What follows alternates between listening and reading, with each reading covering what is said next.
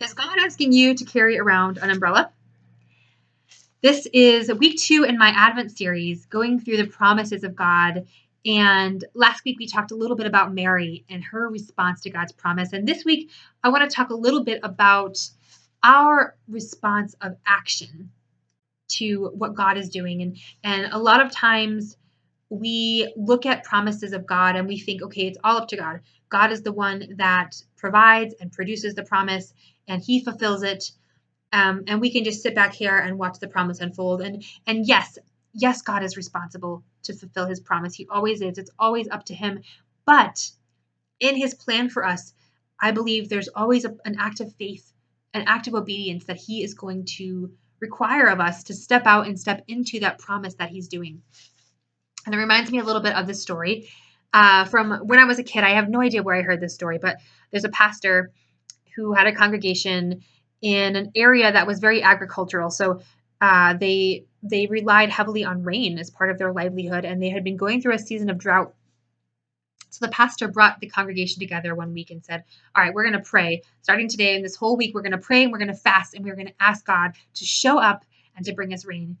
And so they did. They prayed all that week. And the following Sunday, they showed up, and the pastor just looked around at everyone in disbelief and was like, why didn't you guys bring your umbrellas? In other words, we came, we asked God to do this mighty work, and yet none of us backed up that prayer with physical action of belief that God would actually do what he said he would do. And I know that's kind of a silly story maybe, but I think it does highlight this point that so often we wait until God does something until we respond in faith. Oh, now it's raining. Now I get my umbrella, right? And sometimes God is asking us to step out in faith first and then see his provision. And this happened for me this past year. I was waiting, wanting to go to this writers conference called Renew. And it's a fantastic conference for writers and speakers right here in Connecticut. And I wasn't sure this year, however, if I was going to be able to afford it. So I did what maybe some of you have done. And I said to God, all right, if you want me to go, here's all you have to do is just give me the money in the mailbox, like the exact amount, because I know you can do that. And once I have that money, I will sign up in faith and I'll be on my way, right? And I felt like God was saying to me, like, whoa, Carrie, sometimes I want you to partner with me by stepping out in faith first, then watch what I will do. And I really just had this sense this time that God was saying, yeah, sign up and then watch me provide. And sure enough, over the next several months, I really feel like God did provide. And the most exciting or unexpected way that he provided for me was I was sharing at church one week, just happened to be speaking that week. And this woman from the Renew conference the previous year just happened to be vacationing in my little town that week. And so she never goes to my church, but she just happened to go that day and heard me speak and came up to me afterwards to talk. And we didn't even talk about that much. She kind of just asked how I was. And it was great to see her. And, we said goodbye. And a couple weeks later, I got a letter through the church from her. And she had written me a check for $100. And in her letter, she explained that after she drove away that day, she really felt like, God was impressing on her to support my writing and to support me going to the conference again. And that was what was in the memo for the check was Renew conference.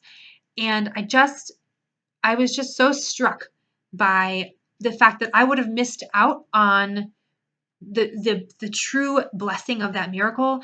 I would have missed out on receiving all that God had for me if I had not been willing to step out in faith initially. And we see this with the Israelites even. God has this promised land for them, and he wants so desperately to give it to them. But he also says, you need to step out. You need to step into my promises. And as we saw, that generation that was afraid to step in to God's promises, they were not able to experience it in their lifetime. And that promise was delayed and was then for the next generation to step into God's promises and to receive that promised land. So again, it's not that we control God, that we manipulate him, but he wants us to be active participants in what he's doing. And I think that Second Chronicles 20:17 so adequately sums up what I want to say here. So it says, "You will not have to fight this battle. Take up your positions, stand firm, and see the deliverance the Lord will give you, Judah and Jerusalem. Do not be afraid. Do not be discouraged. Go and face them tomorrow, and the Lord will be with you." And I love this because in one breath it says both God is going to deliver, God is going to act, but it also says take up your positions. I believe that God is asking each of us to step out in faith and obedience to Him in some area of our lives. And He's telling us right now, He's telling you right now, He's going to fight that battle. He is going to do the hard work, but what He wants you to do is to trust Him enough to take up your position. Take up your battle position and then watch to see what He's going to do. And so I don't know where you're at this week. I don't know what it is that you feel like God is putting on your heart, whether it's a promise or a command. But I know for sure that God wants you to start carrying around your umbrella. Okay? Whatever it is that He wants you to do, He wants you to live in expectation of what He will do. He wants you to take up your battle position. And so I would encourage you this week to ask God, what is it you want to do, God? And what response do you want from me to partner with you in this promise? I hope you'll tune back in next week for the third week on waiting on God's promises. Thank you so much.